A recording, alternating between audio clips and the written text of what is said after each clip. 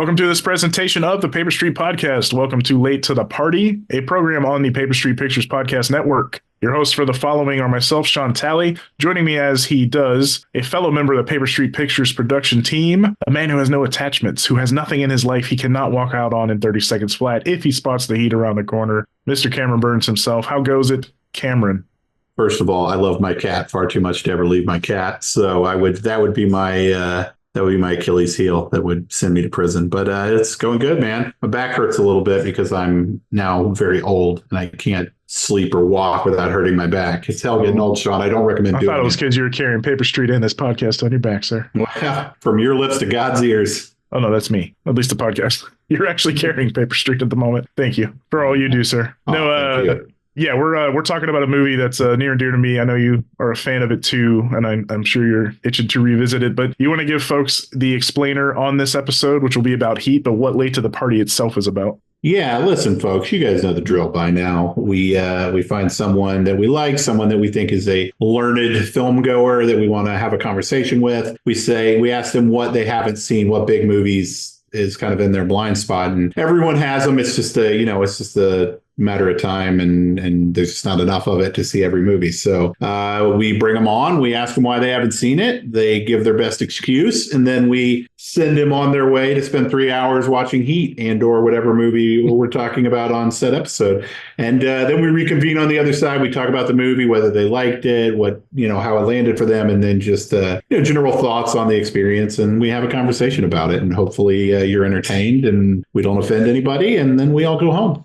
Indeed. And when those people don't return our calls, we call other Canadians. It's true. So we call Brandon. No, Brandon's been on this list for a while. We love Brandon. He's going to be a two-timer because he's been on the OG Paper Street pod as well. But Brandon mentioned he had not seen Heat. And before he said any other movies, I said, that's it. We're done that one. Selfishly, I wanted to do Heat just in general because I am a fan of that movie and had a good excuse to talk about it. So it's definitely a movie I'm excited to revisit because it's one of my favorite movies of the 90s, but it's been a good decade probably since I've watched it. So I'm excited to give it another once over. I mean, I've seen it a handful of times, but just not lately. No, I got you. It's been a little bit for me too. I've gotten to see it at a couple repertory screenings and even with some like Michael Mann in-person Q&As and such, which was very cool. So we'll get into that and more. But first, let's bring Brandon on here and ask him why he missed this one. Let's do that.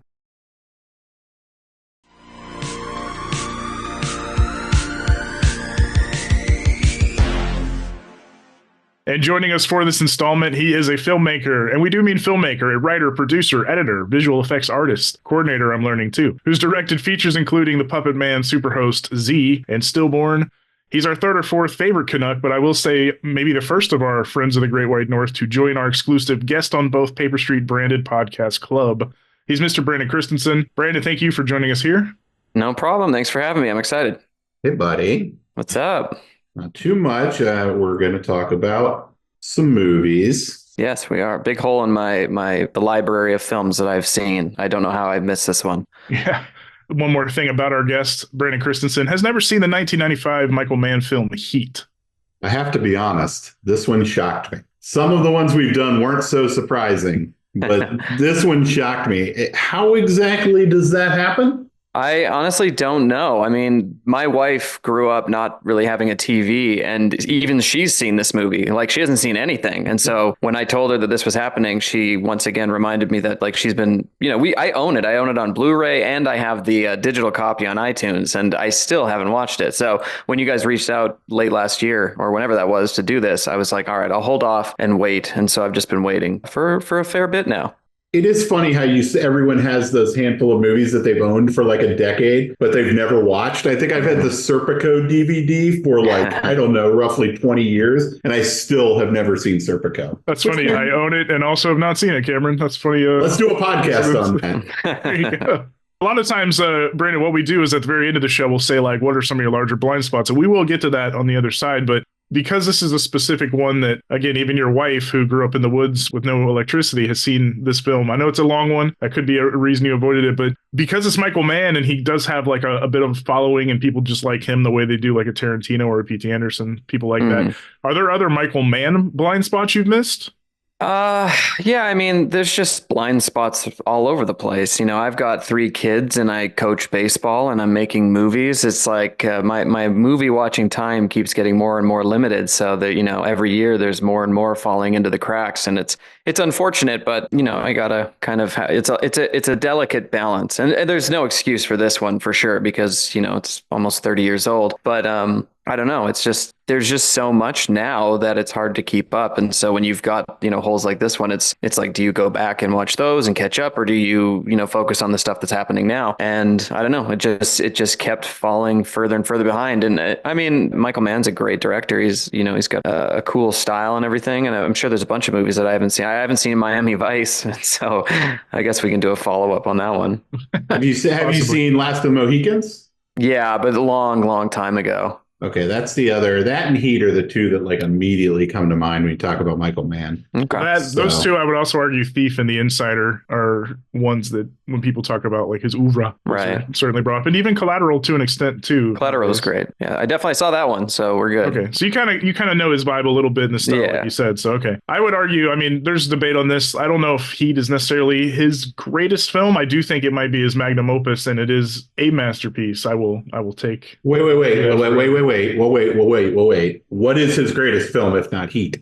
So there are film snobs who will swear to you it's either Thief or The Insider. Yeah, I mean, look, I love both those movies. Don't get me wrong, but Heat is Heat. Like, Mohicans is probably the only one that I think can even debate against Heat. But like, Heat is the seminal like action robbery like movie of like a couple decades there. I don't know. To me, he's never done anything as good as Heat. I think Heat has like the biggest footprint of all of his films. So like GTA 5, for example, I mean, that references with all the heist stuff that's kind of a constant, like, oh, it's like a video game version of Heat. And, even though that came out 20 something years after the movie, it's still kind of left its mark. And so people kind of cross reference it still. So I don't think any of his other films have that kind of cultural relevance kind of going forward like that. Oh, 100% Heat is the biggest like movie in the zeitgeist, because I think you can always argue quality and anyone can argue any direction of quality, but it's definitely as big as zeitgeist, which you kind of dovetailed really well into the other question we kind of always ask off the jump here, which is, how do you feel like you have a pretty good idea of what this movie is? How much of it, like, would you say you've seen in clips? How much of like, where are you with this movie as far as what you know and what you don't know? I mean, I know that it's a big heist film with amazing sound design and a big gunfight. That's like the main things that I know about it. The cast is incredible. I know that much. Yeah, it's really weird because, again, I've owned it for over a decade now, and I've just never just put it in and watched it. And I don't have any excuse, but I'm glad because now I get to do this podcast with you guys and chat about it. So this is if I just sat in the dark and watched it alone, I wouldn't have the same kind of experience that I'm going to have here. So, this is going to be pretty cool. Well, now let's hope you actually like it, and we don't spend an hour talking about why Heat's so terrible. If I do, that'll be interesting, right? It will. You wouldn't be the first. You wouldn't be the first. Yeah, I mean, I think it is one of those movies that through cultural osmosis, you're going to pick up a little bit. Mm-hmm. You're not going to watch it and be like, wow, that's not at all what I thought it was. I mean, I think you have a pretty good gauge on the skeleton of it, but right. I still think there's a lot of movie there. So some of it will be surprising, I'm sure. And I do think the close to 3 hours of it probably didn't help your desire to go back and rewatch it between Little League games and, pool parties and all the other exciting. Actually, they don't have pools up in the Great White North, do they? No, they don't. They have skating rinks. Parties. Yeah, skating rinks. Yeah. No, I can relate to what Brandon said about nowadays more movies do come out and you just sometimes want to keep up with like the Oscar nominees and like the zeitgeisty movies of the year. And you do fall back where you're not watching as much older stuff and I can relate too, as somebody with a couple of kids and they're in sports, it's harder to even keep up with the year to year. But yeah, I understand kind of this one always being a back burner, one being 3 hours. But again, it's because it's even called like a Los Angeles crime saga. It is epic in feel because not that it spans time so much, but just the scope of the movie. Right. Yeah, I have a feeling he will take to it pretty well because he'll be in the minority if he doesn't like it. It feels very up Brandon's alley. I mean, I think the quality of the filmmaking and the quality of the performances and stuff. Like, well, whether it's your favorite movie of all time, who knows? But like, to me, it's not a movie that people watch and go like, wow, that sucked. You know what I mean? Like, right. I don't think it's going to be one of those. It's will you consider it your favorite movie? Maybe not. But like, I definitely think it's the kind of movie that you watch and you like see the craft and you're like, oh, wow, this is really well made, interesting, cool movie. Like, yeah, definitely. And like one thing we've been doing is every Friday night, because my kids are still preteen, we do like a family movie night. And so we have a list in a text document that's just like, it's probably 40 movies deep now. And we've been, almost every weekend we watch a movie together. Like this past Friday, we watched Twister, and the movie holds up great. And, we've watched like E.T., Jurassic Park, all these, big films from my childhood and stuff like that. And the kids, they'll love them, and then they'll watch something like Jurassic World and they still love them. So I think what I'm getting at is kids are idiots, but I'm spending all my movie watching time watching, movies with them. Are the kids ready for this Friday's 3-hour heat extravaganza? Are they ready for that? I might have to do this one solo. Oh, the kids, they need to watch it. I mean, they just spend the whole movies on TikTok or YouTube, right? Like, isn't that how kids work? Yeah, sometimes. I feel like Brandon would put a rule down if he's doing family movie life that they can't be necessarily on the phone the whole time. Yeah, we got no phones yet, so we're still not at that stage, thankfully. Yeah. You mean Canada or your family? Canada. We're still on a rotary. Okay. You know what? As someone who shot a couple times in Canada, I know you have cell phones, but they don't work too good. Right. They don't work too good up there. Yeah. So, Shawn, what do you think? Are we ready to hit the play button and I see think what happens? so. I think we need to send Brandon on his way. I'm excited to revisit this. I know it very well, but it's good to be able to watch it and make some notes, and want to hear definitely what Brandon has to say about it on the other side here. So yeah, let's get going. We'll return in just a moment here to get Mr. Christensen's fresh thoughts on the film and much more. So stay tuned.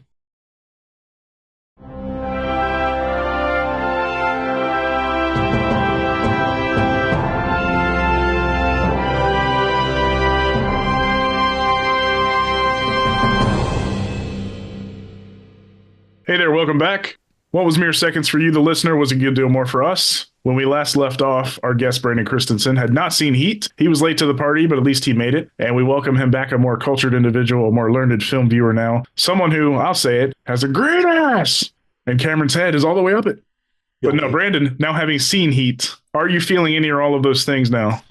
I feel very good. It was it's weird. It feels like the first time I've ever binged a movie before. So it was kind of cool just because it was like a whole mini series in one go. So that was nice. It's a lot of movie. It is a lot of. There's not a subplot missing in that film for sure. No, there is not. A lot of characters, a lot of movie, a lot of time. But so like, let's just off the jump here. Kind of, what were your big picture takeaways? What do you think? I think, other than the fact that it is very long and something like that, unless you're, Martin Scorsese, is not going to be made nowadays. I think just like overall, it's just like a classic 90s movie, and it doesn't feel like anything that could ever be made today. And there's, a lot of reasons for that. But it's so gritty and real, and every set and every sequence that happens, it just feels so well realized in a way that I don't really see it that often anymore. I mean, it's just so cool because it's like, I kind of thought of The Wire a little bit when I was watching it, just because you're kind of seeing both sides of the story. You're seeing the criminal side, you're seeing the cop side as well. And it's just kind of fascinating how deep everything goes and how much characterization you get for the cast. And the cast is insane. I mean, you have Pacino and De Niro, who are unbelievably good, but just like across the board, you have like Natalie Portman in 2 scenes, and it's just crazy how just the cast in the film is bonkers. Well, it's funny you mentioned that it feels so gritty and feels so lived in, and there were 0 days shot on a soundstage. Yeah, I saw that.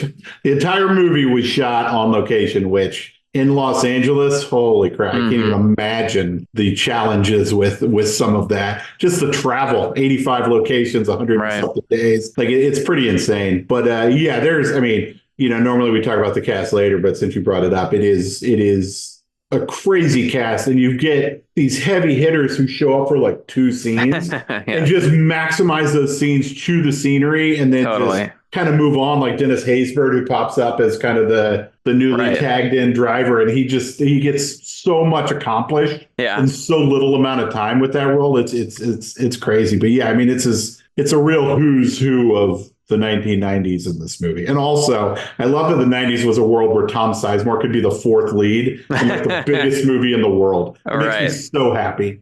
I mean, he's no longer, I think, around, but he was a monster in the 90s. It was crazy. He was, man. He was every big movie seemed to have Tom Sizemore. He was never the lead. He was never the lead in these things. He was always like this great, tough guy, middle of the pack character actor, and he was so good. Like, he's so good. This may be my favorite performance of his. Yeah, Danny Trejo, I thought, it's not a huge part, but I think this was the best I've ever seen him, just as like a dramatic actor, because he's always kind of doing those Robert Rodriguez machete type films where he's playing this larger than life guy. But in this, he was very subdued, and he was just like, he was just a driver. And it was just like really refreshing to see him in that role, because it's not what I think of when I think of Danny Trejo at all. It's certainly the skinniest we've ever seen him. And his face was the most handsome that it's ever been, I think. Yeah. Are you saying Danny Trejo's been all downhill since Heat? Is that what you're saying? No, I don't think so. I just think that this was interesting and different for him. Well, he might have been his best looking. John Boyd, who hadn't been seen for a few years, people actually thought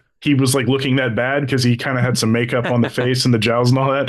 And like a year later, he showed up in Mission Impossible 1 and looked like kind of normal John Boyd. But I remember people thinking like, oh God, he's worn down because he hadn't been seen in a few major movies in a while. But yeah, he's another one, like you said, him and like Wes Studi, Ted Levine, William Fichtner, Tom Noonan, all these people just pop in for like a minute or two and like Jeremy Piven and Xander Berkeley, like they're just Tone Loc. It's just like, hey, there they are. Oh, they're gone and they're done. They're done. It's crazy. Xander Berkeley's lucky he didn't swallow a TV. You don't go up in Al Pacino's house and start messing with his lady. That does not end well. And Jeremy Piven, for the record, has aged maybe 4 years since 1995. He looked every bit as old in 1995 as he looks right now. Yeah, definitely. Yeah. Also, Shawn, wasn't John Voight's character based on Mr. Blue from Reservoir Dogs, if I'm not mistaken? No, Mr. Blue was played by Edward Bunker, who is the real life criminal turned actor that, yes, John Voight was sort of playing a version of. And that kind of explains a little bit of the makeup and the look, too, I think. Yeah, that's what I meant. Of course you did. That's what I meant. You read between the lines. You got there. That's what matters. Yeah, Michael T. Williamson, Ashley Judd. I mean, we've named so many. Henry Rollins, speaking of musicians popping up in this movie and acting roles. Right. It's kind of crazy too that like this was a script that had been bouncing around since 1979. Right. And like it seems Michael Mann it's based on a kind of a rough true story where Michael Mann was friendly with a guy who is basically the De Niro version. And there was a Chicago police officer named Chuck Adamson who was kind of chasing this Neil Pacali character. And he kind of roughly based on them, obviously it took place in Chicago and probably wasn't this big of a deal. But yeah, and then they made there was going to be a TV show. They shot a pilot. That ended up being a TV movie. Michael Mann said he never wanted to direct the movie. And then finally after kind of Last of the Mohicans happened and he got a little bit of that, like, what's your next movie, blank check. After the success of Last of the Mohicans, he finally got to take on this movie that had been bouncing around in his head for almost 2 decades. So it's, we came very close to definitely not getting this, or at least not getting the version that we got. Right. No, it was awesome. I mean, I'm glad I waited so I could do it this way, but it just sort of slots right in there with all those 90s great films like, Seven and things like that, where it's just like, it seems like it's a seminal 90s film. And even though I hadn't seen it, I knew so many things and I've, pop culture references, anything like that. There's so many things from this film that I already, had absorbed just culturally. And so to see where they came from was really interesting too. Did you know that Al Pacino and Robert De Niro were never in the same room when they shot this? I know that's a lie, but it's funny. That was an urban legend. Really? Because for the longest time, people were only seeing it on television. In the pan and scan version, you never saw them on the same screen for most of the movie. Right. Legend before it came out on DVD and people saw the actual letterbox version was that they were shot separately and never actually on set together, which was bullshit. But it was a thing that you heard kind of as like a thing that everybody talked about and was. Yeah, because the story grew out of it because they never cut back to the master shot. Right. I never heard that it was pan and scan. It's that. I've heard. In the airport scene where they're chasing each other, The pan and scan version, they're like never in the same shot together. Right. Oh, that's fine. No, I just the rumor about the diner scene being doubles has always been BS, and I've heard Michael Mann himself in a Q&A dispel it. He has to answer it every Q&A. He's like, no, I'm sure. I never cut back to the master because I couldn't get off their faces. Like in the edit, it just made more sense. But yeah, that rumor grew, and I'm always happy to tell people like you're wrong every time because I've heard Mann himself dispel it. That's what we do here, Shawn. We educate. Yeah, the LA Takedown made-for-TV movie, I may be the only one of us that's actually watched it. It was actually on one of the older Heat DVD releases as an extra, and you can also find it online I know it was on YouTube for a hot minute, but it's a very interesting case of seeing like some of the exact same scenes with hardly a word changed, like that diner scene meeting in particular, and just seeing like the gulf of quality between the actors in that movie and in this one, because Pacino and De Niro, obviously, they elevate the hell out of the material. It's crazy. With their kind of weight and gravitas, pathos, whatever. Yeah. No, they're unbelievable. This is peak Pacino and peak De Niro, in my opinion. Like, this is them at their top. It was crazy how good they are. I can't believe I haven't seen this until now. Yeah, it's funny. It's not like they weren't huge, even going back into the 70s, but this does feel like that scene where they're in the diner. I mean, you could argue that neither one of them has been better. Right. They both have a career where you could argue probably 20 films they've never been better in. But that scene in the diner is just like, it's nothing all that interesting, but it's just watching those guys do it makes it so much better. I can't even imagine how boring that scene probably is in the TV movie with like Lorenzo Lamas and whatever, like Steve, the neighbor from Married with Children, or whoever they got to play the two roles. I can't even imagine how much better it is with these guys, because this movie is kind of a perfect example of something that could... I mean, look, Michael Mann does amazing work here, and this is a filmmaking masterclass. But like, in lesser hands across the board, this is straight to video. You know what I mean? But it just shows you when you've got all these top people working at the top of their game, DP, director, actors, like it made for something special. And like everyone brings their A game in this one. Everybody. This is pretty much everyone involved. This is kind of the best they've been. Right. Yeah, no, I mean, I don't know if you've got like a form or function and how this thing is supposed to go, or if it's just kind of like just riffing and talking about stuff, so if there's like categories or any subjects that you kind of like to go through linearly or whatever, please do so. But otherwise, I'm just going to basically gush about some other stuff. No, start, because we have a document with stuff, but it's flowing. It moves around as you move around. Okay. I was just going to bring up the cinematography and like, just there's one shot in particular that I rewound because I was like, wait, did that just happen? And I don't know if you remember it, but it's when Ashley Judd is walking on the balcony and they're trying to set up Val Kilmer's character. And she walks out to the balcony and the camera is on a crane and it drops from the balcony past the cop on the phone down to the road where the basketball game's playing to a perfect shot of the car, like the top of the car driving into frame. And then Val Kilmer stepping out of the car, and I was just like, and his hair is cut, and I was like, holy crap, what an unnecessarily cool shot. Like it's just the, the background and all the scenes, there's so much activity, and that's just like across the board. Like every scene feels like they just dropped the actors in the middle of a bustling city and they just stole the film, but everybody's there and everybody's like hired to be there. They just had so many resources to make it feel authentic. And I just don't think you'd get that anymore. You'd have like CG crowds, you'd have all this stuff, like all the, the heist scene, the heist scene. It's just everything that's happening there is fully practical. And you just feel it. Every percussive hit of those bullets, you're just like, oh my God, there's no score to drown it out at all. It's just guns firing, people screaming, glass shattering, and it's just unbelievable. So a couple crazy facts about that bank robbery scene. One, all of those gun sound effects were practical and recorded on the day. None of them were sound effects. None of them were done in post. And also that was shot throughout. They could only shoot the bank robbery scene in that location on weekends. So that bank robbery scene was shot over the run of 100 plus days of the shoot on the weekends. So during the week, they'd shoot other stuff, and then on the weekends, they'd come back to it. And for something to feel that propulsive and that cohesive, having been shot over the span of 4 or 5 months, is crazy. I mean, it truly is insane that turned out. I mean, it's a perfect action scene. Like it's in the conversation for being, one of the great action scenes of all time. And like that they were able to pull it off that way it's just wild to me. Yeah, Yeah. what it kind of reminded me of was the criminal version of the Normandy beach scene from Saving Private Ryan. Like it's just this uncompromising, sequence that's going to happen beginning to end. You're going to see every bit of it, all the the good stuff, the bad stuff, whatever. But it's just like unflinching in its portrayal of how visceral and violent something like that would be. And it's just kind of I've heard about this scene about 100 million times over my life, but having actually seen it now, it's like it's that popular and that talked about for a reason, because I've never seen anything like that before.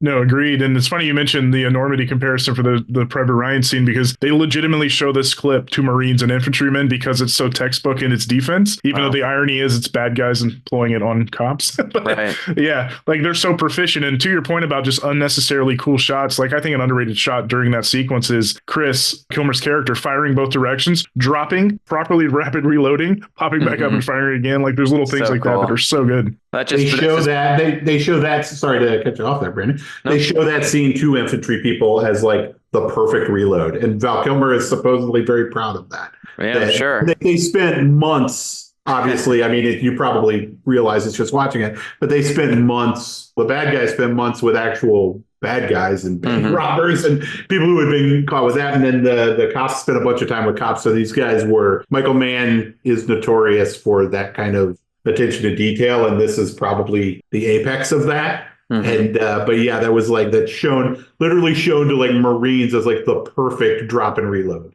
So damn cool. That's the centerpiece sequence, of course, but like a couple of Heat's other bits have actually allegedly inspired real life crimes, including armored car robberies in South Africa, Denmark, and Colombia, because that armored car robbery was also so kind of like meticulously planned that they've tried to pull that off in other places in the world. And perhaps the most famous of the so-called inspirations was the 1997 robbery of the North Hollywood branch of Bank of America. So basically in the Valley in LA, a little further away from downtown, they did try to pull off a similar thing, and it led to a 6-hour melee with a 44-minute shootout. That saw both. Actually, in that case, all the robbers got killed. 12 officers and 8 members of the public got shot and injured, but no deaths on the civilian side. But they did get all the guys. Well, speaking of that the robbery there at the beginning, is one thing that stuck out to me, and it's kind of just like, hey, we're not messing around with this movie, is when they start headshotting the guards, and it's just like, holy crap. Like, I feel like nowadays you would watch this scene and they would live, but they'd be shaken or whatever. But like, the violence is so uncompromising. It's super refreshing. And today I feel like, you have the studio heads that are kind of like dulling down all the sharp points of a film just to make it as,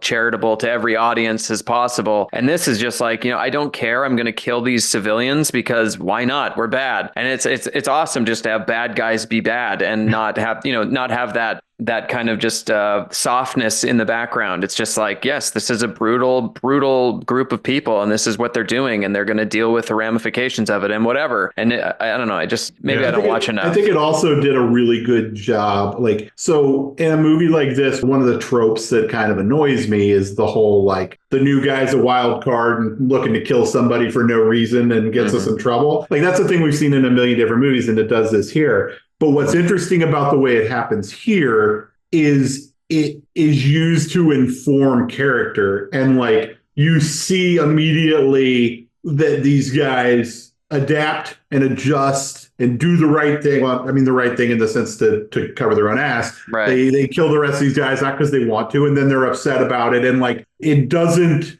normally in a movie like this that happens, it causes things to go wrong. And then it's like used as like an easy plot device. Whereas here it's used to inform character and let you know that everyone else here is a total pro. Totally. And I love that. I love that it like took the trope and like ran the other direction with it. I think that's really, really clever. Vincent, when the aftermath, when they're inspecting the scene, even kind of lays it out in exposition of like, yeah, at this point, why wouldn't they kill the people? No living witnesses because of the initial guy getting shot. It's like at that point, yeah, it's murder one. They're all fucked. So kill them all. So, Shawn, surely this movie won 10, 12 Oscars, right? The king of the segue, Cameron. That's what I do here. No, it's funny. Brandon mentioned the big bucks. Brandon mentioned 95 and even name dropped 7. I think 7's another case where like it grew in esteem over time. But we joked offline here, despite being a strong year, 7, Casino, and Heat got a combined 1 Oscar nomination, and that was for Sharon Stone's performance in Casino. Wow. And personally, I put Heat alongside movies like Fincher's Zodiac and Orson Welles' Touch of Evil in that category of like really great films that with time, distance, hindsight, it's more and more flabbergasting, and the Academy did somehow outright ignore them fully. It's wild. But yeah, I mean, to Brandon's point about the gunfire and the sound, for all the nominations he could have easily contended for, be it Best Picture, Director, Cinematography, Editing, the argument really should be made that the most glaring robbery, if you will, was in sound mix and sound effects snubbing. To me, cinematography is crazy. That this thing get nominated for cinematography to me is crazy. I still think that shot of De Niro in his house for the first time looking out over the water with the gun in the foreground is one of the coolest shots. Like, there is amazing shots in this movie, but without overpowering the movie. Right. Like, it feels like it works and fits, and like it's I mean, to me, that's Dante Spinotti not getting nominated for this was crazy. And also editing as well, is like that it didn't get nominated for the technical stuff is wild. It just goes to show you that like they just were the Oscars have gotten a lot better lately. They just were not nominating certain whole genres back then. Sure. I think some of the shots, like just when they're driving, especially near the end, when De Niro and Amy Brenneman are driving together and they're, like they're heading to the airport, but he makes that one final turn. And you've got these shots where it's, the camera's in front of the car and it's really wide and you just see LA in the background. And there's these massive, crazy lens flares and stuff like that. I'm just like, man, I've never seen something that looks like that before. And, a lot of that's just the anamorphic, but it's just so well realized and stylized that it's just so cool. Like I'm sad that I didn't see this when I was 16 and I was just like, like Fight Club. And you're just like, this is so cool. Because this is exactly what that is. It's just like a super cool film. I guess I was only 10 when it came out, but whatever. Brandon, well, you still should have seen it when you were 16, regardless. If you had seen this when you were 16, would you be directing action films right now instead of horror films? I don't know. I mean, the reality of the situation is that, action movies tend to cost a lot more, so it's harder to get into as an indie filmmaker. But I mean, I would love to do an action film. Like I've been working on a script with my brother for one that we'd love to do. It's just, it just turns into a money issue. And so horror is kind of a cool medium for an indie filmmaker because the idea is more important than anything, like the gimmicks and stuff like that. Like you can really go a long way with just, your voice as a director. And I think action requires a little bit more in terms of set pieces and just sort of production value that you have to hit. But, it's just sort of, you just go with the flow, and I'm happy where I am right now. It's a pretty cool place to be able to make movies for a living. You heard it here first, Hollywood. He's ready to make an action movie. Let's go. Let's start a bidding war. So you also kind of hit on something that I think is a fact, which is that no one in the world shoots Los Angeles as well as Michael Mann.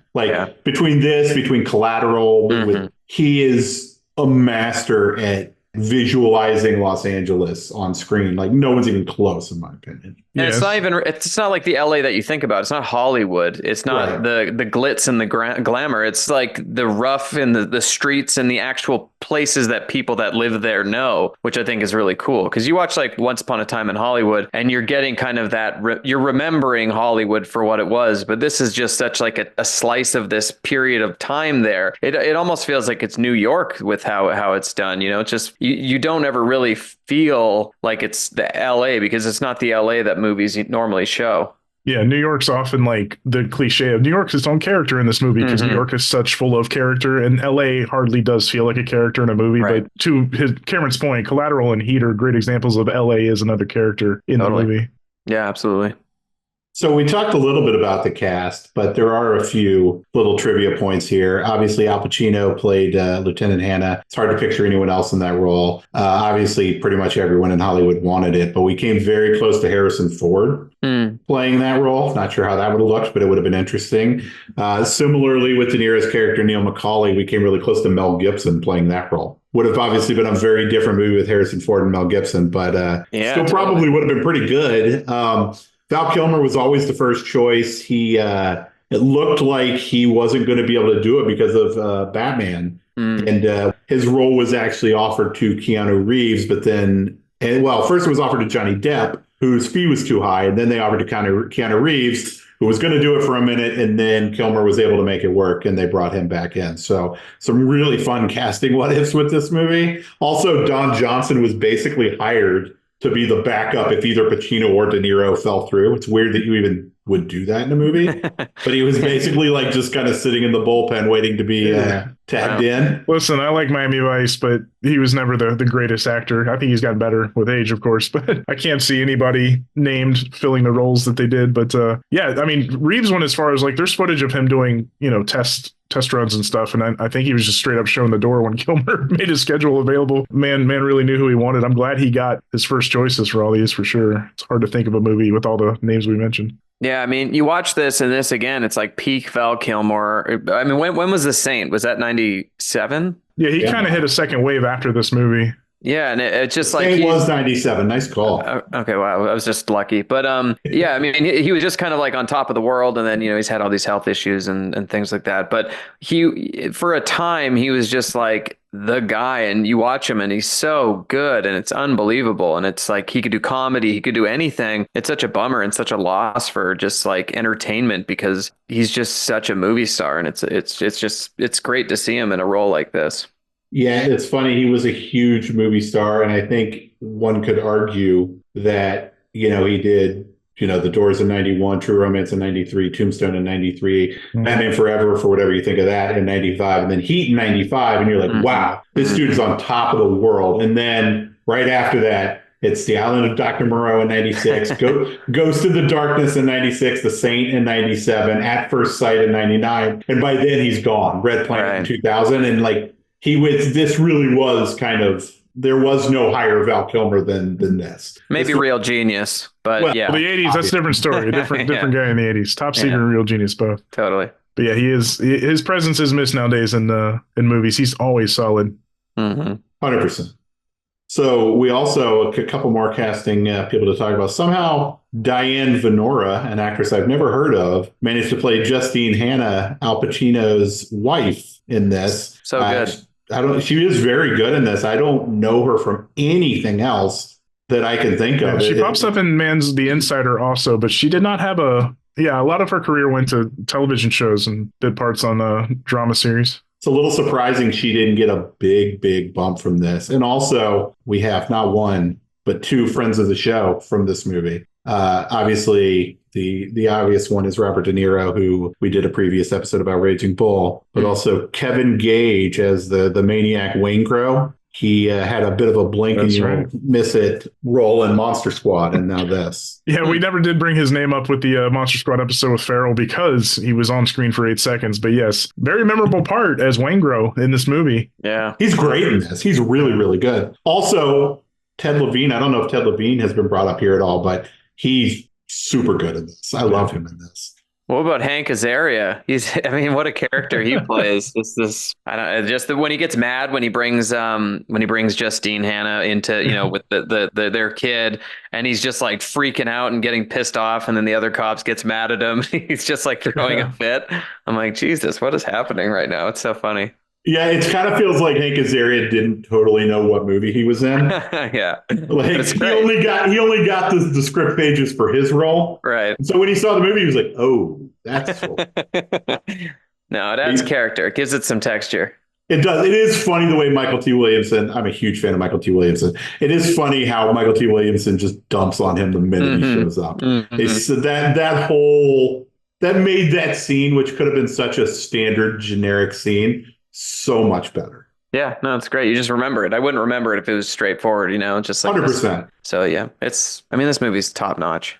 I feel like we found a believer. We made a believer out of Brandon. No, I'm glad he liked it for sure. I mean, he mentioned he's seen bits of it throughout time, just from influence, from memes, from quotes. The film has a heavy influence on Christopher Nolan. For every bit of Batman Begins' atmosphere, lighting, and tone that was homaging Blade Runner, The Dark Knight was very much doing that with Heat. Yeah, that opening, the opening scene, the cold open of The Dark Knight is basically, it's very, very similar to this. And I think it owes a lot to this film. So we'll also think about the diner scene and the prison scene where the Joker and Batman are having their conversation. It's a very similar scene. Nolan admits it fully. Like, he's fully homaging all of it. It's funny because like a similar thing kind of happened. Like I knew certain things in the story were going to happen because of just sort of absorbing that over time. But I remember the most egregious thing that ever happened, and this isn't related to Heat, but it was a similar thing where like pop culture and all that stuff had spoiled a movie that I saw later was The Usual Suspects. And the movie that spoiled it for me was Scary Movie of all things. And there's the whole, Right. the whole twist thing at the end of that. And as I was watching Usual Suspects later, I was just watching the sequence play out and I was like, oh my God, I know exactly, it kind of ruined what was happening because I'd seen the dumb version of it in Scary Movie. So it's kind of funny how that can happen. That's a shame because that really is one of the great ball kick endings of all time. Totally. The Usual Suspects ending is just chef's kiss. Like no one saw that coming. Nobody. I think Aaron and I took our friend Mike Mayhack to see like a repertory screening of The Graduate, and we had all seen Wayne's World 2. So it was a very similar situation. Yeah. We're cackling. I think 2 of the 3 of us had not seen The Graduate, and everybody's just cackling at the end of that movie because it's fully Wayne's World 2 just riffs it like shot for shot. Yeah, so good. So the real question here, Brandon, is: are you now such a Heat fan that you're going to read the Heat 2 book? Because there is a book that is apparently being made into a movie that spans both before and after the events of this film, and it's supposed to be coming to theaters. So I believe Shawn owns it? Question mark. No, yeah, I have the hardcover on my shelf. I just have yet to crack it open. I believe our own Farrell Rose and others have read it. Yes, it's very curious how the first half is pre-95 and about Neil, and the other half is post 95 in the 2000s about, I want to say Vincent's just the main on that one. I guess it could be about Chris too, who gets away, but yeah, I've not read it, so I can't speak to it, but he's already mentioned in interviews that, working with Adam Driver on Ferrari, I think he wants to cast Driver as the young Neil McCauley. So we'll see what happens. That's cool. Yeah. I mean, I don't know if it's Mann doing it again, it's probably going to be cool.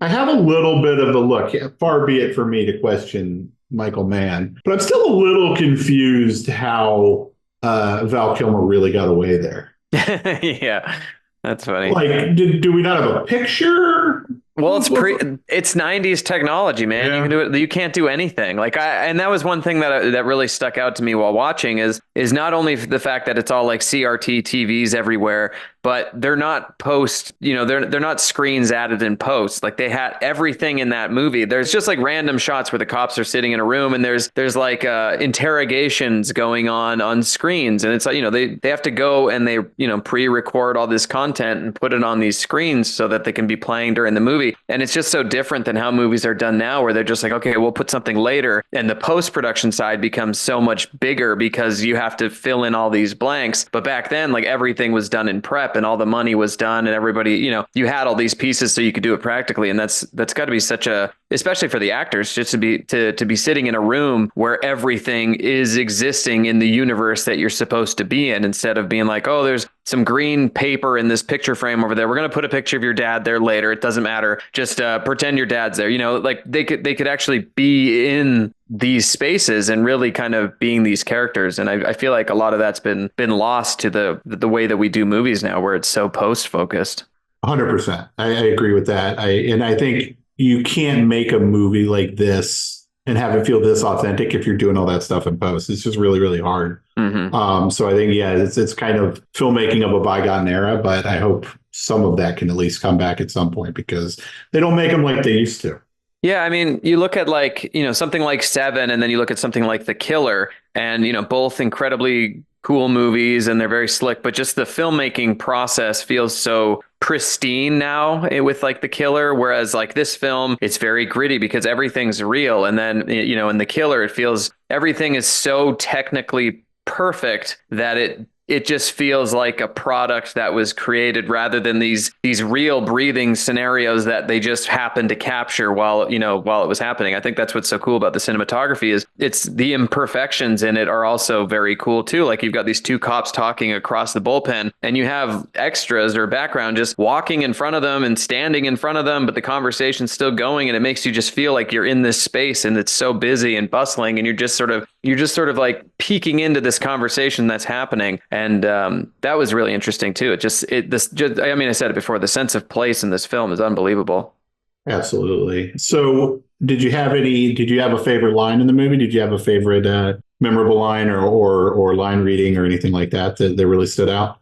I mean, just the diner scene between the two, it was so good. Just Pacino asking him to go for coffee and him just agreeing. That part was just so good because it's two guys. They know exactly who each other are, but they know that there's legal ramifications for him doing anything with him because there's no warrant, there's no probable cause. So just having this conversation where they're both very upfront about who they are, like he's you do what you do, I do what I do. That scene was just so good. I mean, their performances were unbelievable, but it's just they're just so self-aware of who they are in that scene, and they're both in these completely yin-yang power positions where they're just like at the top of their craft, and they're just full of their egos are massive, and it's just this it's just two guys talking, but it is so riveting.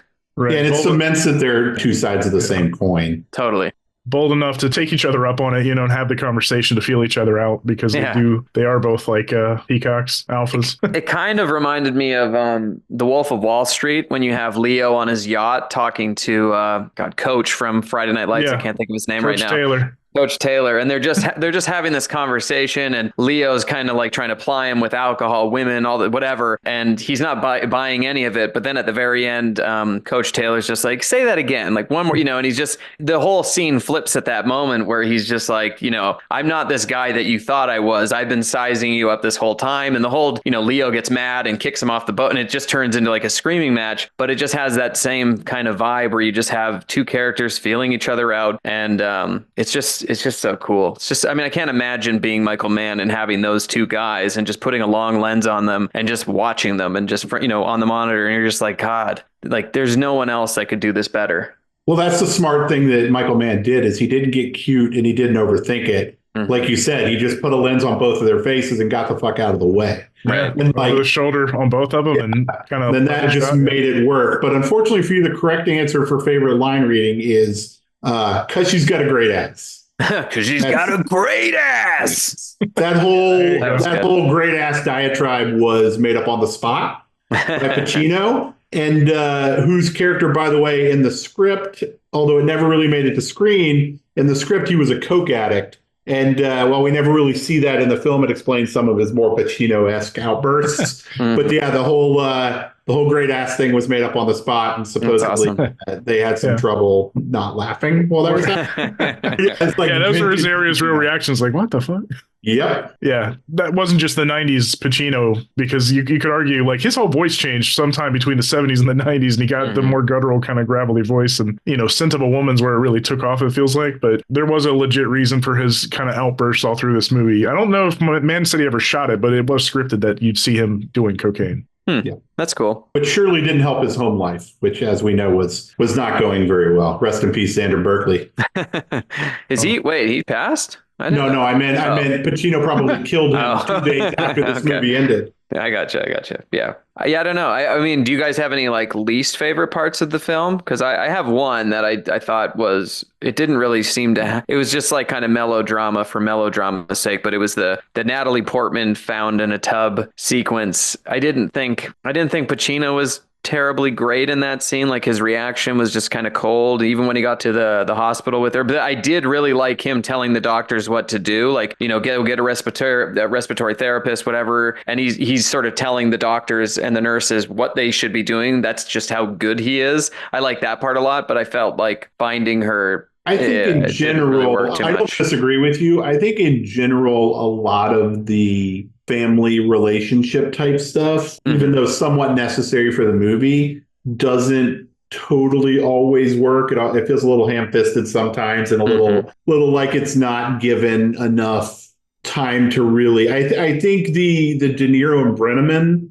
stuff mostly works, right. But the Judd and Kilmer, and then Pacino and his wife, I think feels a little shortchanged and a little convenient. I'm a devil's advocate. Just me. I mean, I still like the movie. I buy into the Chris and Ashley Judd's character dynamic, and I do love not just the shot that Brandon talked about, but the way she gives the hand slide to him. Yeah, that whole sequence is pretty great. Like, it feels earned that they were on the outs. I like De Niro, kind of forcing her to give him one more shot because that's his boy at the end of the day and all that stuff. But the melodrama with Vincent, though, I feel like mirrors what De Niro says. Like, he himself has his own code with like walking away from the heat And even after he does all the right thing to like tell the doctors what to do all that, he's sitting there with his wife. They know they're on their outs. They know they're getting a divorce sooner than later. And as soon as he gets that call, she says, go. And you see him run. Like he can't help himself. Yeah. He's just like Neil.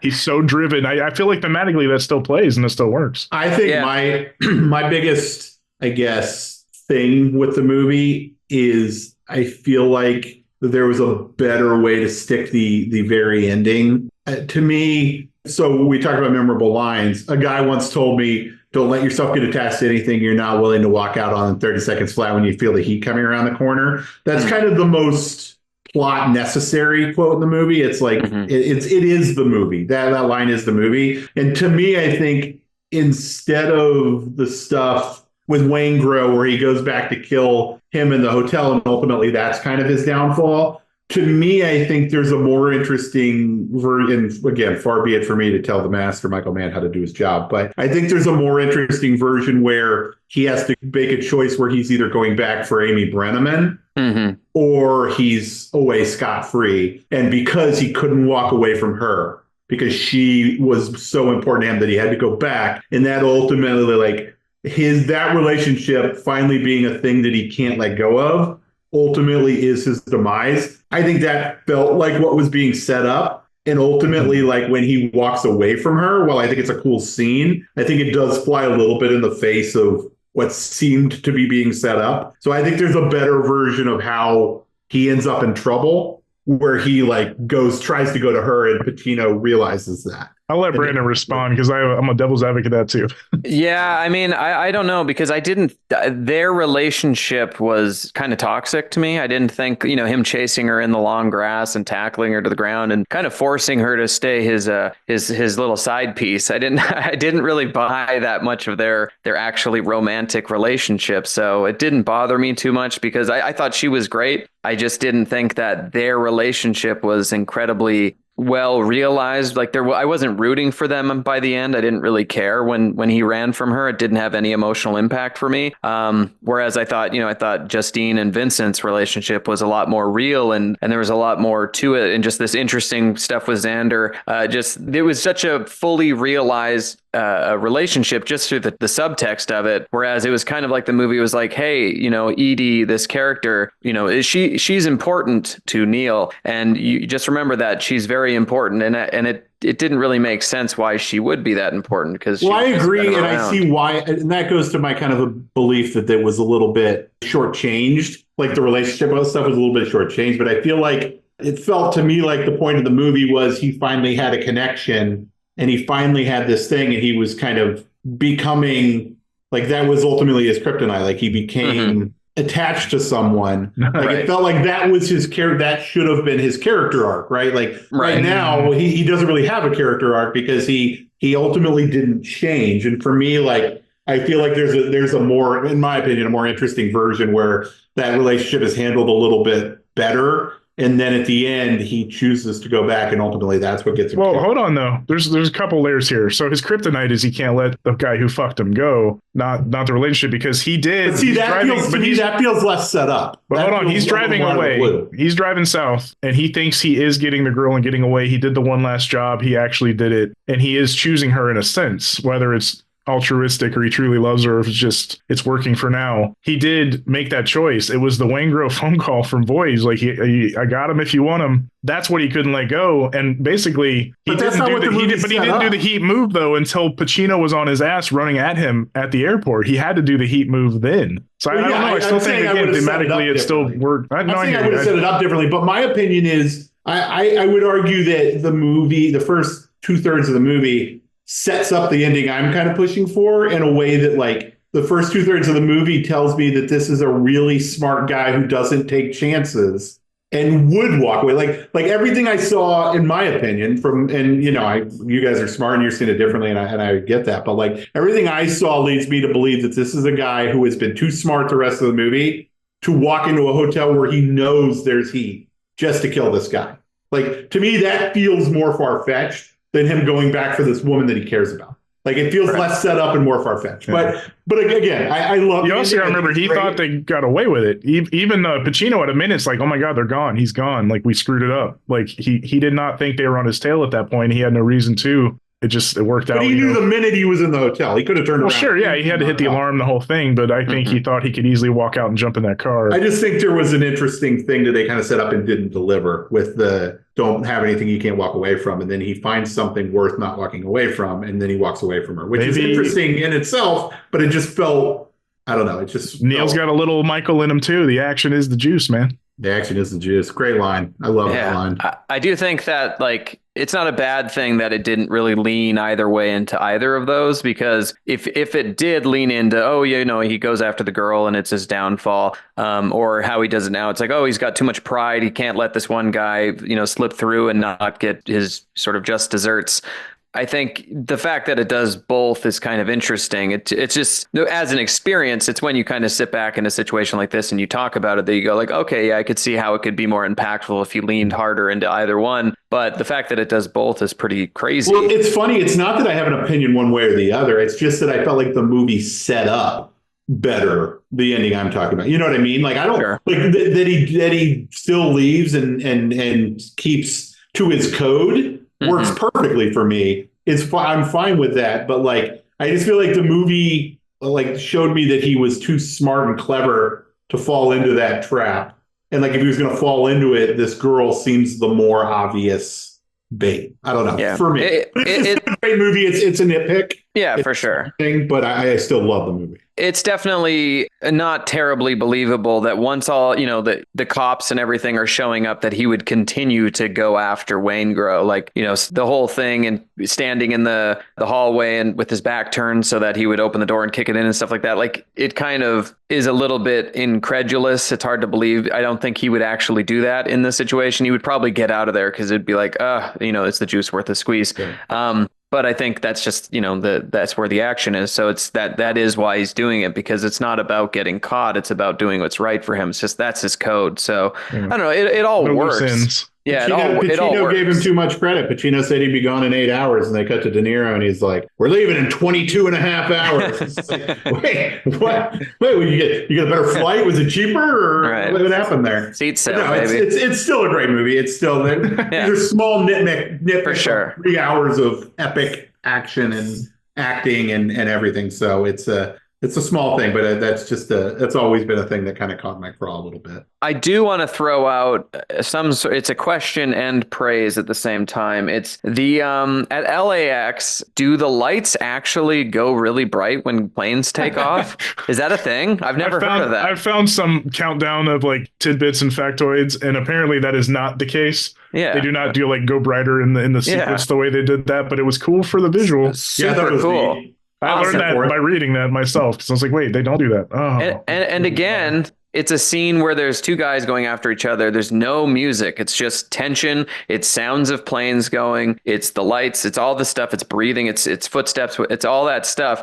Like the score when it's in there is good, but it's very like 80s synthy, and it doesn't quite, you know, it's a little bit funny for this film, but it works. But then all these action scenes and stuff like that. Now, you know, now you'd have like and all this like music underscoring everything. And it's just like this insane amount of this cacophony of just sounds and music all happening at once. And this is just like, nope, we're just going to live in the scene, and the sound design is going to do everything. And, you know, every time it's so effective.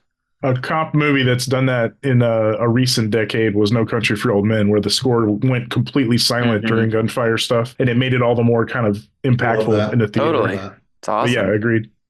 So as we start to wrap up here, Brandon, are there any other, I mean, clearly we've taken care of your biggest blind spot. You're welcome. Are there any other huge blind spots you have? Any other crime and action movies, other genres, just giant blind spots that we should add to our list to bring you back for? What else you got? One that I keep being reminded of is 2001. I don't know. I own it again. I own it digitally and on Blu-ray, and I've never watched it. And I don't know if it's the length of it again, or what. But that's another film that has been, you know, sort of super influential, like Blade Runner, like Heat, like all these films that kind of changed the way people think about certain things like the future or, space travel, anything like that. And like with this, it's like, oh, this is how heists are going to be done in Hollywood for the next 30 years. 2001 is another one of those films that I think has a ton of trail from it. Like a lot of people have picked up pieces here and there. And I think what'll happen is I'll watch it and I probably won't appreciate it as much as I would have if I'd seen it before some of those other things. Like when I saw Blade Runner for the first time, it was probably the early 2000s. I had seen so many movies that have directly, ripped it off or done similar things or used the style that the innovative design of that film was kind of lost on me. And I appreciate it. And I, more so now than I did when I first saw it because I didn't really understand. I was still pretty young, but, yeah, I mean that the 2001 definitely stands out as something that continues to be culturally relevant today. Biggest movie last year had a full-on cold open riff to it, Barbie. Oh yeah, for sure. And again, like I watch that and I go, oh, that's 2001 because again, just through osmosis, you just sort of pick up these pop culture references from these giant movies, and so that's another thing. It's like, okay, well, I've seen enough. I know what HAL is. I know what all these things are. I know the monkeys, all that stuff. It's just kind of interesting that how much of a movie you can absorb through not watching it just when they're that impactful. So 2001's a big one. I know you mentioned at the top some of the other Michael Mann ones you've only seen once or so. I would definitely recommend going back and at least watching Thief, Last Mohicans, and The Insider just to kind of make a... For sure. Yeah. Those are all very, very good movies. The Michael Mann quad. But yeah, something we always ask the guests too. Do you have anything you'd like to plug, promote? Do you have a website or a social media you want to direct people to? Where can people find you if they want to, or do you want them to? Canada. You can find him in Canada. I'm Brandon in Canada. There's just one of me.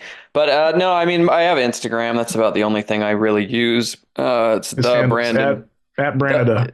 Yeah, at Brandon. The Brandon Christensen. And then I'm in post on a film right now, pretty deep. I'm not really talking about it yet. Are you ready to drop the bomb right now and announce that movie? Let's do it. It's called...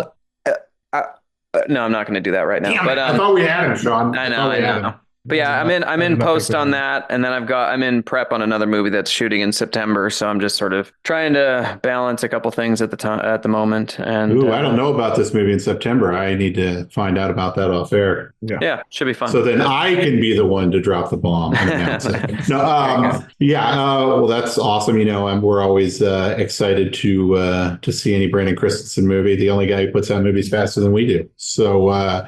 Brandon, we appreciate you taking the time in. I know you took time away from a busy day and you spent 3 hours watching a movie for us. So we very much appreciate the time, bud. Your family over here at Paper Street. So always great to catch up with you, and we'll get you on to 2001 one of these days when we got 4.5 hours to kill. Let's do it. Yeah, thanks so much for having me. From his normal life of barbecues and ball games. That's right. But he does what he does best. He takes scores and makes good horror movies. But yeah, Brandon, we appreciate the time for real, and we're glad we could help you cure a blind spot in Heat. So go forth and watch more Michael Mann. Absolutely, I will. I'm excited to do so. Thanks, guys. All right, thanks, Brandon. Appreciate it, bud. All right.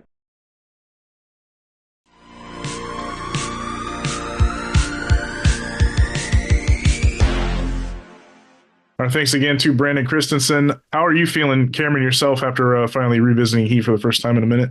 Well, first of all, I feel like we did a good deed today. I feel like Brandon's a better man for having seen Heat, a better filmmaker, a better film goer, a better Canadian. And that's still not our favorite, but yeah, he's definitely not our favorite Canadian. That's still Chris Ball. And then Alex Trebek. Well, hold on. No, it's got to be ones we really know. If we have a MySpace of Canucks, he will always be in the top 8. Let's say that. Yeah, he's definitely in the top 8 for sure. I love Brandon. He's great. But yeah, no, I feel good. I like my opinion of Heat hasn't changed. I still think it's an absolute classic and one of the best movies of the 90s and probably the best modern heist movie that I can think of off the top of my head. I mean, I think it's a masterclass in filmmaking and in acting, and I love it. Yeah. I'm a little sad because then Brandon just kept reminding us like that modern movies, you can't make this movie right now. And also all the locations would be digital, and he's not wrong. There's so many ones that cheat it, and you just still can't beat like the realism and the real feel of everything being 100% on location, that movie. I mean, you watch this movie and it just makes you think, wow, we really don't need to be spending $400 million to make a movie. We just don't. If this movie was made for, what was it, 60 million and change or something, then we don't need to be spending 400 million to make action movies. We just don't. We are, because the money's there and everyone wants to spend it. But if this thing could be made for that amount of money, then doing it the old fashioned way should still be a thing. Yeah, Mann definitely did a lot of it the old-fashioned way, even like co-producing it with Art Linson, who was a notable producer, everything from Fast Times to The Untouchables to Fight Club. And I think we mentioned at the top De Niro and Pacino's second collaboration after Godfather 2, but definitely the first time they were on screen together. Even as little as it was in this movie, I mean, they maximized their minutes when they were on screen together, as we talked about that diner scene. So, and they held hands, and it was beautiful. They did hold hands at the end to the tune of Moby. But yeah, speaking, I know we'd mentioned Farrell Rose earlier. He actually has a popular Cinemechanic video on Paper Street's own YouTube channel that talks about the meditative masterpiece that is Heat, which I also recommend finding. It is up now on the homepage in his featured Cinemechanic section. Just want to make sure, direct folks to that too, if you've watched it recently to watch this episode, or if you've seen it and you know it well enough. But I do want to tell one tiny tidbit before we blow out of here. Our own, Paper Street's Aaron B. Kuntz, who I've known for as many years as this film has been out, which is insane.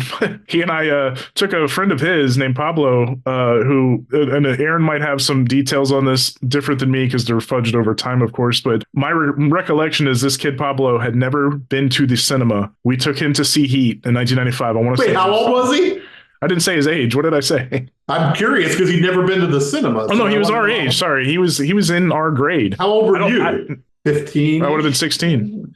God, he'd never been to a movie? Yeah, and I don't know. He didn't grow up. I don't believe he grew up in America, but that's not. That makes sense. Okay, go ahead. Sorry, I didn't mean to. No, good. You threw me off there. I was like, wait, did I say his age? You confused. No, sorry. Yeah, he was our age. And I want to say Aaron's dad maybe drove us to the theater, but the point is, we walked in, and it was the couple minutes of buildup that led right to the big bank heist scene. We walked in the theater that had been playing an hour. We messed up. It was like 11:30 instead of a 12:30 or something like that. We thought we just like missed a minute or two of the movie. No worries. And then the movie's 2 hours long. we quickly realized, like, wait a minute. There's a lot of movie we missed. We don't know how much. And then like a week later, we went and saw it. We're like, oh, we missed a lot of movie. You're like, wait a second. Who are some? Our very first experience with Heat was a little comedy of errors. But yeah. I've loved this movie since that day, honestly, and I rank it among my top 10 in the 90s. I don't know where I would put it in an all-timer, but it certainly cracks my 90s top 10. Oh, for sure. Mine as well. And then, yeah, we usually run down some box office numbers. I will say this one opened in mid-December, so half its haul was in 95, and then the other 30 million, half was earned in early 96, with a grand total of 67 domestic, made 120 million international for a total take of 187 million, which, yeah, in that era, that's not bad. Yeah, that's a hit. That's a hit back then. That was a hit, even though the Oscars didn't recognize it as a hit, despite critical and fan acclaim. But yeah, no worries. I'm glad we got to do this one on the show for sure. Me too. Speaking of hits that the Oscars probably are not going to talk about, just do a little housekeeping. Paper Street's own Trim Season just dropped on VOD and in theaters. So if you got a couple hours to kill and you want to go watch a movie and you've already seen Heat, you should give Trim Season a look. It's a really good movie and we're proud of it. So there you go. Good job promoting us because I forgot. That's right. That's right. That's what I'm here for. I usually do that more on the Paper Street podcast, but yes, good call. Again, I want to say thank you to Brandon Christensen. This is a meal of a movie, as we said. It's 3 hours, and we're glad he committed to it and watched it and took to it as we hoped he would. So thank you, Brandon. This has been a presentation of the Paper Street podcast. Thank you again to Brandon. He was late to the party, but we're glad he made it. For Cameron Burns, I am Shawn Talley. Thank you for listening to our nonsense, and don't be late to the party. We'll do it. Slick.